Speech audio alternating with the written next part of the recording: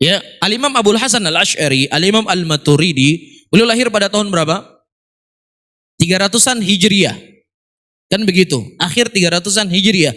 Imam Syafi'i hidup tahun berapa? Tahun berapa? 100-an Hijriah atau 200 Hijriah? 100-an Hijriah. Paham di sini?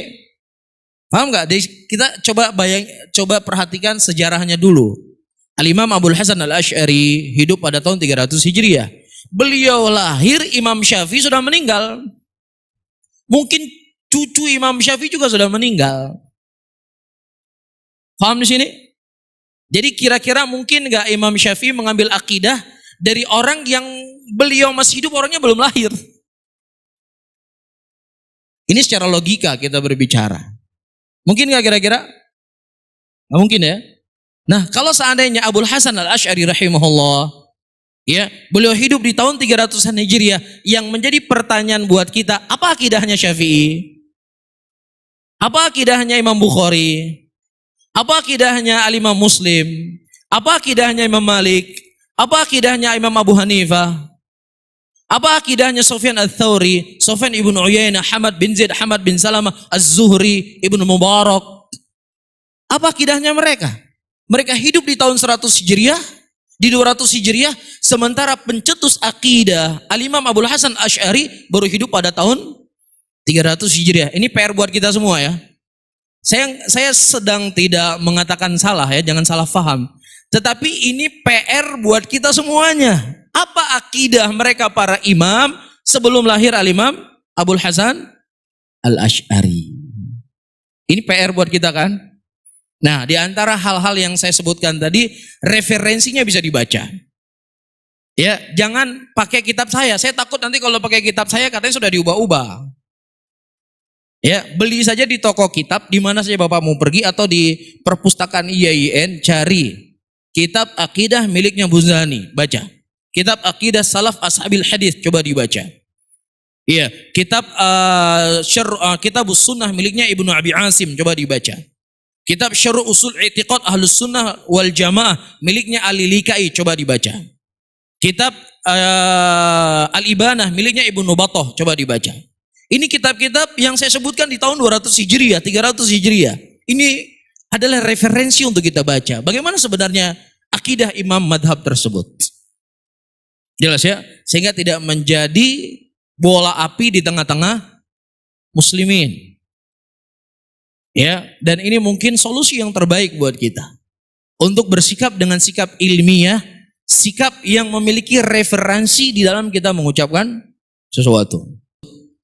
Selain tersebarkan dari mereka mazhab fikih, juga tersebarkan dari mereka ya masalah akidah. Masalah apa? Akidah.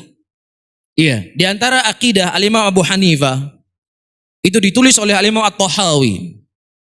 Beliau menulis kitab syarah, judul kitabnya Aqidah At-Tahawiyah. Itu menggambarkan bagaimana akidahnya Al-Imam Abu Hanifah. Jadi bukan fikih saja. Begitu juga dalam mazhab Hambali. Imam Ahmad telah menulis kitab yang sangat banyak tentang akidah beliau. Kitab Sunnah miliknya Imam Ahmad. Beliau sendiri yang menulis Usulus Sunnah. Disitulah kita bisa melihat bagaimana akidahnya Imam Ahmad. Ya, begitu juga Imam Syafi'i telah ternukilkan dari murid-murid beliau. Ya, dari ulama-ulama Syafi'iyah yang menyebutkan bagaimana akidahnya Imam Asy-Syafi'i.